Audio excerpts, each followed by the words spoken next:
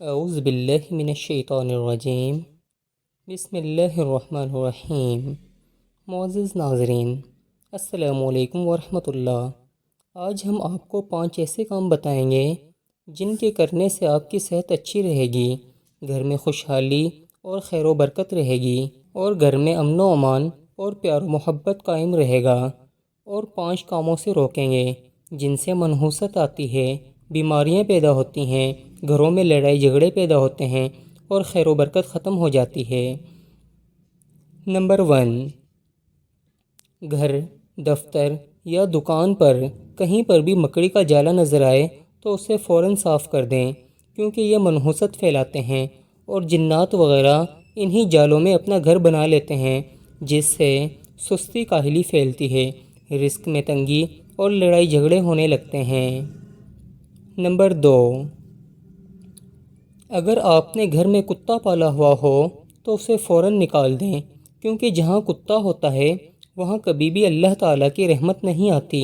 اور نہ ہی رحمت کے فرشتے آتے ہیں، اور اسی بات کا فائدہ اٹھاتے ہوئے وہاں جنات اپنا بسیرا کر لیتے ہیں۔ جنات کا بس ایک ہی مقصد ہوتا ہے، فتنہ فساد پیدا کرنا اور اللہ تعالیٰ کی مخلوق کو تنگ کرنا، اور جنات اپنا کام بخوبی انجام دیتے ہیں۔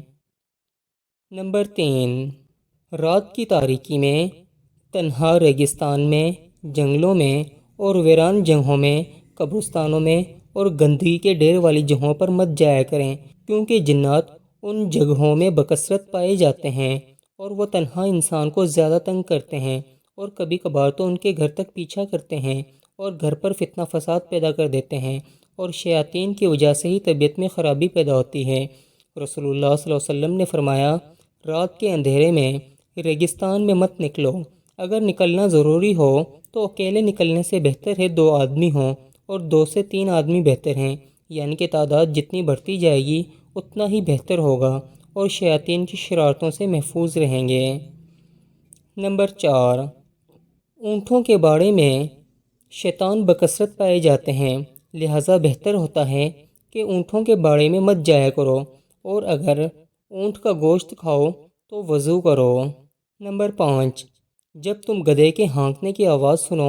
تو شیطان سے اللہ تعالیٰ کی پناہ مانگو، کیونکہ گدھے وہ چیز دیکھتے ہیں جسے تم نہیں دیکھ سکتے، یعنی کہ وہ شیاطین کو دیکھتے ہیں۔ اور اگر تم مرغے کی بانگ سنو تو خدا کا شکر ادا کرو، کیونکہ مرغ فرشتے کو دیکھ کر بانگ دیتے ہیں۔ نمبر 6، غروب آفتاب کے وقت بچوں کو گھروں سے باہر نہ نکلنے دیں، کیونکہ اس وقت اللہ تعالیٰ کی بہت ساری مخلوقات زمین پر اتر رہی ہوتی ہیں، کوئی شک نہیں کہ وہ آپ کے بچوں کو نقصان پہنچائیں۔